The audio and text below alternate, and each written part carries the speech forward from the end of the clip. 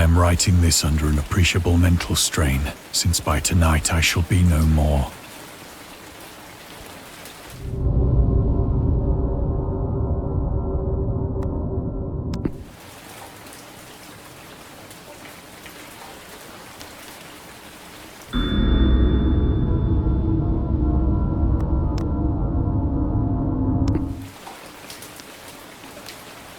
Penniless, and at the end of my supply of the drug which alone makes life endurable, I can bear the torture no longer, and shall cast myself from this garret window into the squalid street below.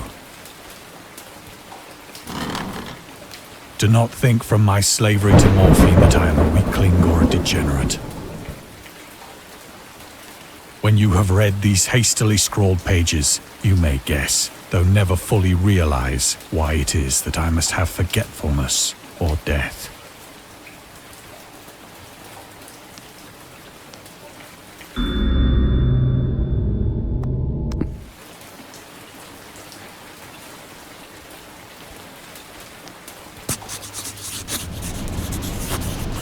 It was in one of the most open and least frequented parts of the broad Pacific that the packet of which I was supercargo fell a victim to the German sea raider.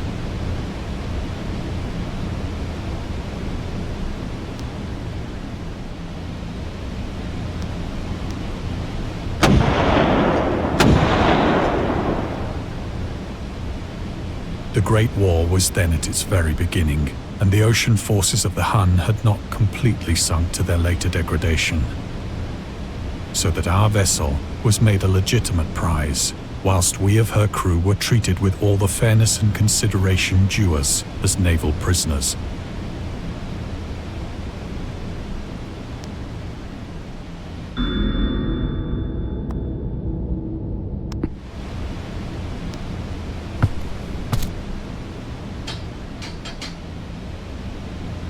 So liberal, indeed, was the discipline of our captors, that 5 days after we were taken, I managed to escape alone in a small boat with water and provisions for a good length of time.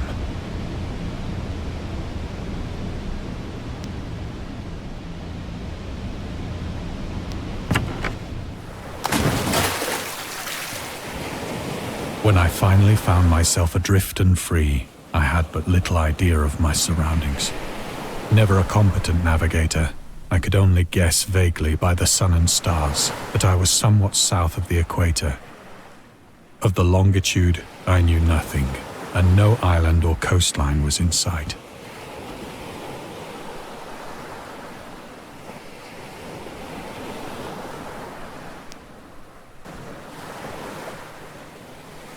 The weather kept fair, and for uncounted days I drifted aimlessly beneath the scorching sun, waiting either for some passing ship or to be cast on the shores of some habitable land.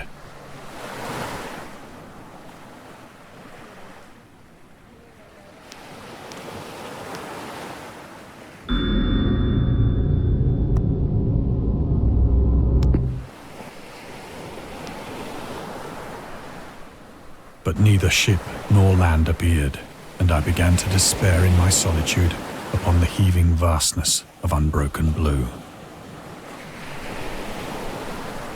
The change happened whilst I slept. Its details I shall never know, for my slumber, though troubled and dream-infested, was continuous.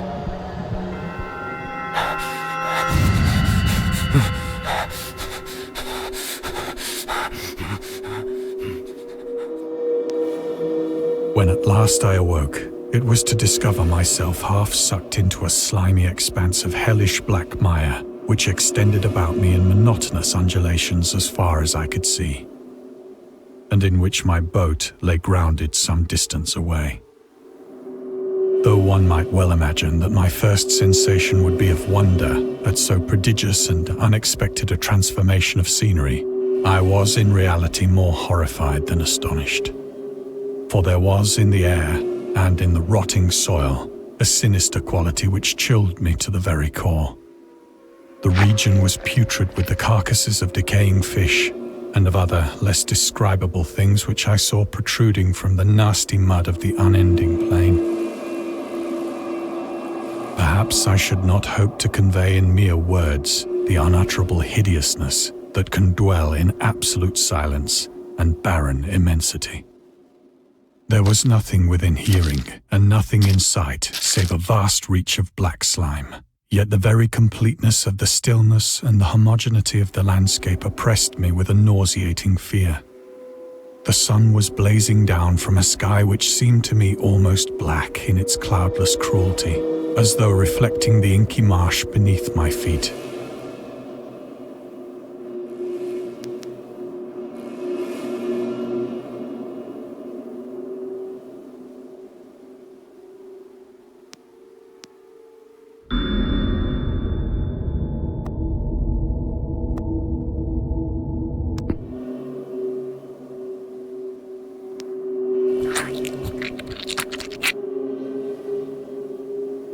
As I crawled into the stranded boat, I realized that only one theory could explain my position.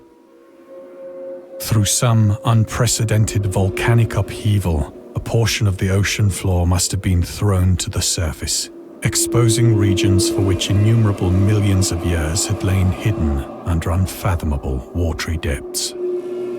So great was the extent of the new land which had risen beneath me that I could not detect the faintest noise of the surging ocean, straining my ears as I might. Nor were there any seafowl to prey upon the dead things.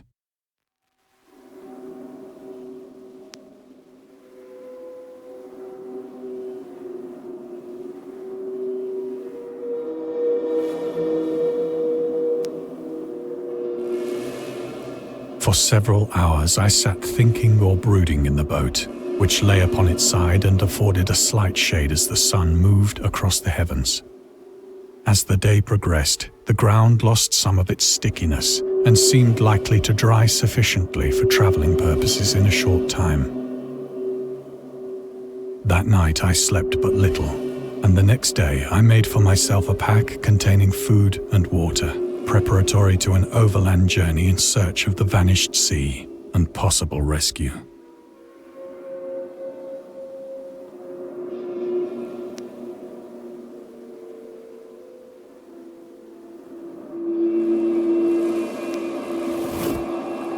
On the third morning, I found the soil dry enough to walk upon with ease.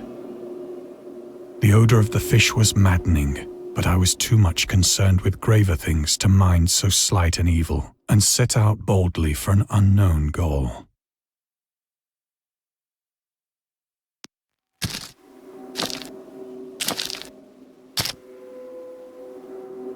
All day I forged steadily westward, guided by a faraway hummock which rose higher than any other elevation on the rolling desert.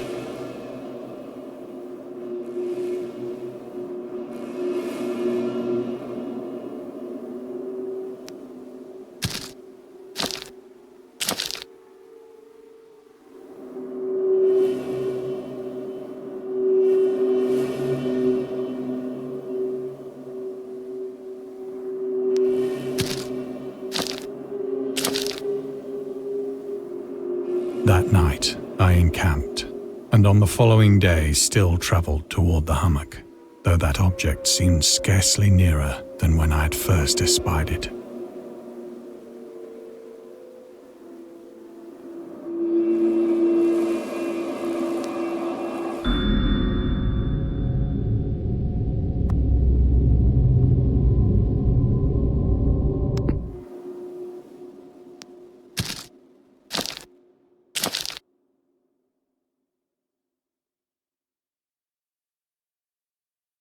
By the fourth evening, I attained the base of the mound, which turned out to be much higher than it had appeared from a distance.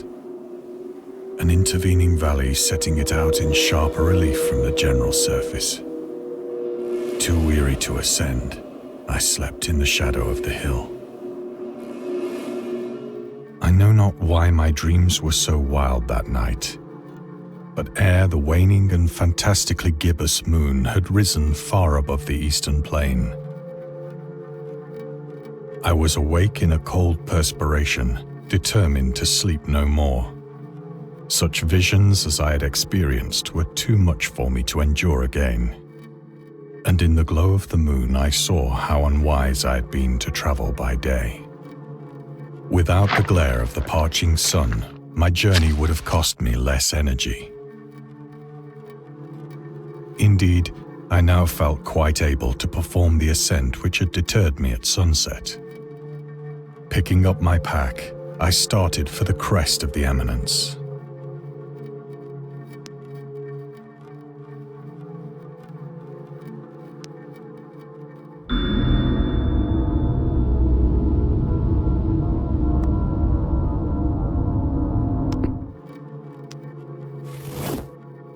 I have said that the unbroken monotony of the rolling plain was a source of vague horror to me.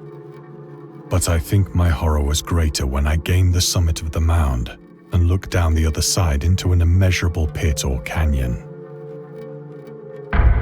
whose black recesses the moon had not yet soared high enough to illumine. I felt myself on the edge of the world, peering over the rim into a fathomless chaos of eternal night. Through my terror ran curious reminiscences of Paradise Lost, and of Satan's hideous climb through the unfashioned realms of darkness. As the moon climbed higher in the sky, I began to see that the slopes of the valley were not quite so perpendicular as I had imagined.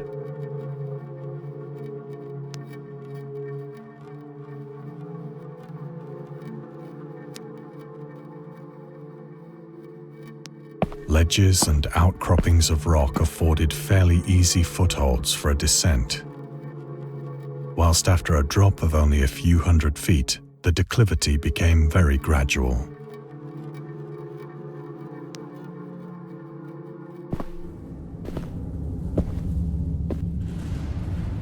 Urged on by an impulse which I cannot definitely analyze, I scrambled with difficulty down the rocks and stood on the gentler slope beneath, gazing into the Stygian deeps, where no light had yet penetrated.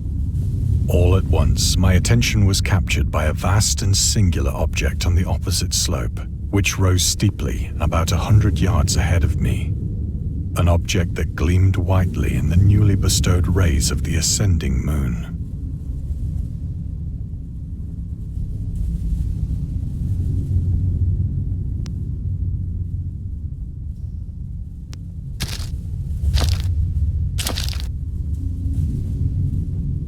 That it was merely a gigantic piece of stone, I soon assured myself. But I was conscious of a distinct impression that its contour and position were not altogether the work of nature.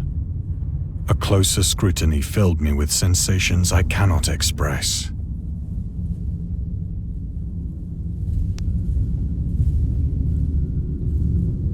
For despite its enormous magnitude, and its position in an abyss which had yawned at the bottom of the sea since the world was young, I perceived beyond a doubt that the strange object was a well-shaped monolith, whose massive bulk had known the workmanship and perhaps the worship of living and thinking creatures.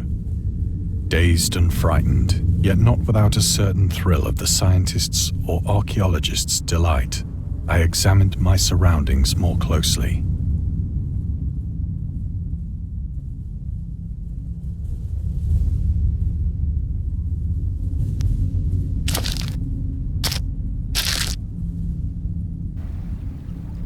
The moon, now near the zenith, shone weirdly and vividly above the towering steeps that hemmed in the chasm, and revealed the fact that a far-flung body of water flowed at the bottom, winding out of sight in both directions and almost lapping my feet as I stood on the slope.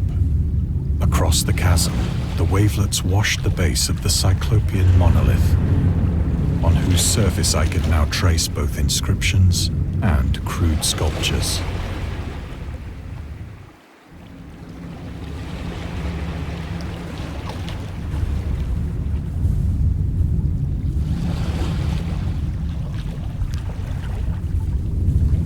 The writing was in a system of hieroglyphics unknown to me and unlike anything I had ever seen in books, consisting for the most part of conventionalized aquatic symbols such as fishes, eels, octopi, crustaceans, mollusks, whales, and the like. Several characters obviously represented marine things which are unknown to the modern world, but whose decomposing forms I had observed on the ocean-risen plain. It was the pictorial carving, however, that did most to hold me spellbound.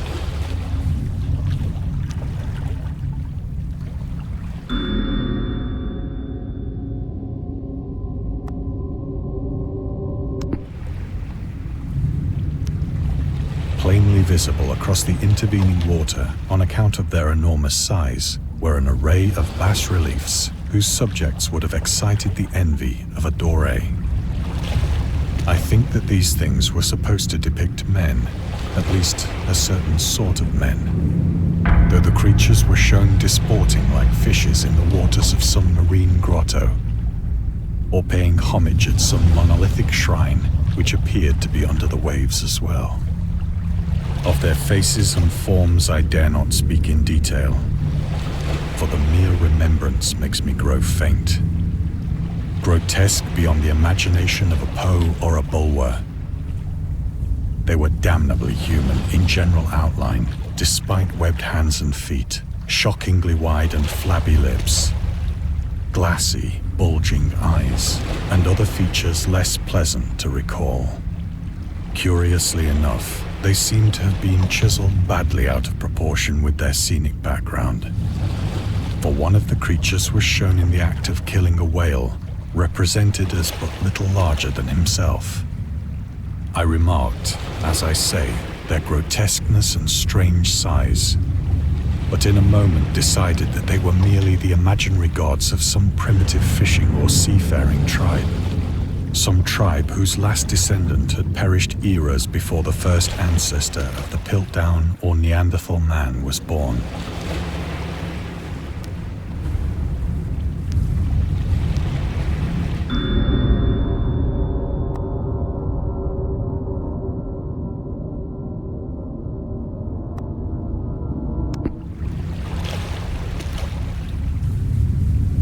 Awestruck at this unexpected glimpse into a past beyond the conception of the most daring anthropologist, I stood musing whilst the moon cast queer reflections on the silent channel before me. Then, suddenly, I saw it. With only a slight churning to mark its rise to the surface, the thing slid into view above the dark waters. Vast, polyphemus-like and loathsome, it darted like a stupendous monster of nightmares to the monolith, about which it flung its gigantic scaly arms, the while it bowed its hideous head and gave vent to certain measured sounds. I think I went mad then. Of my frantic ascent of the slope and cliff, and of my delirious journey back to the stranded boat, I remember little.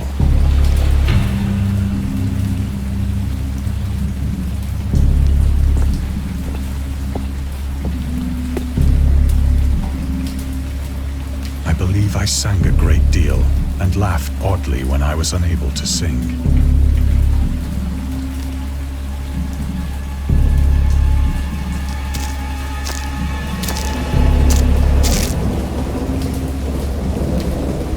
Indistinct recollections of a great storm sometime after I reached the boat.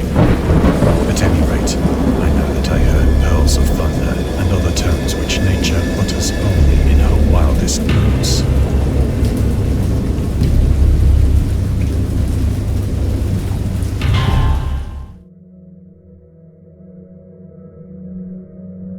When I came out of the shadows, I was in a San Francisco hospital, brought thither by the captain of the American ship which had picked up my boat in mid-ocean. In my delirium, I had said much, but found that my words had been given scant attention. Of any land upheaval in the Pacific, my rescuers knew nothing, nor did I deem it necessary to insist upon a thing which I knew they could not believe.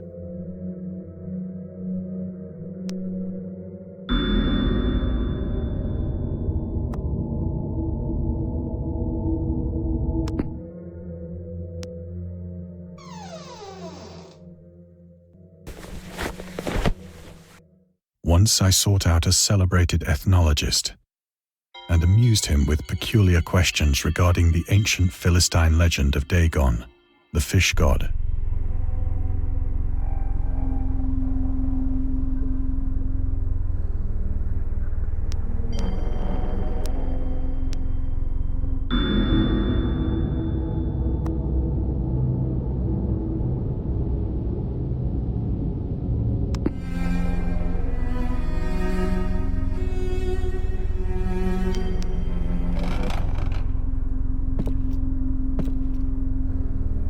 But soon perceiving that he was hopelessly conventional, I did not press my inquiries.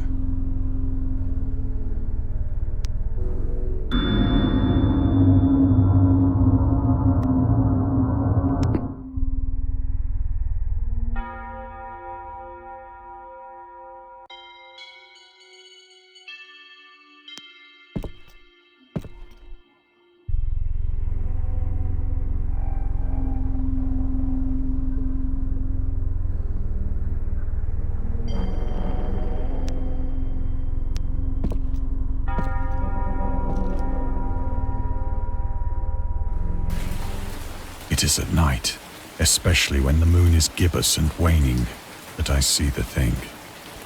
I tried morphine, but the drug has given only transient surcease and has drawn me into its clutches as a hopeless slave. So now I am to end it all, having written a full account for the information or the contemptuous amusement of my fellow men.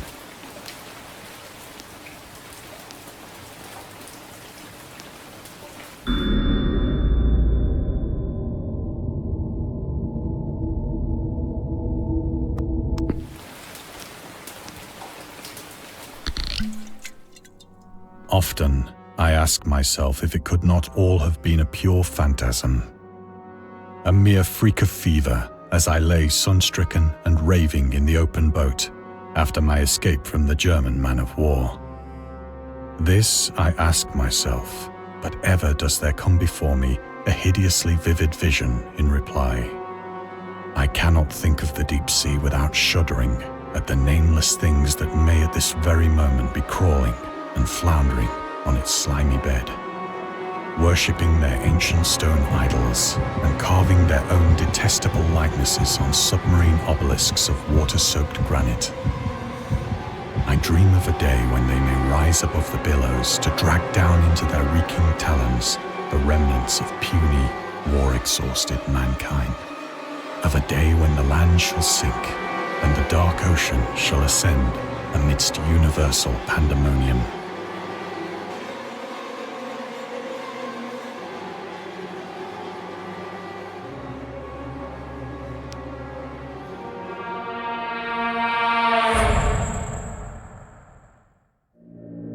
The end is near.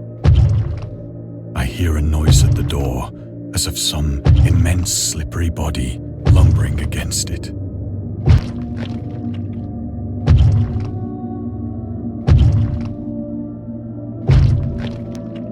It shall not find me.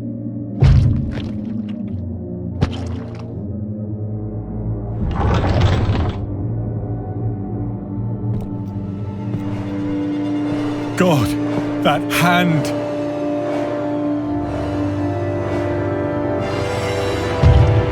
The window! The window!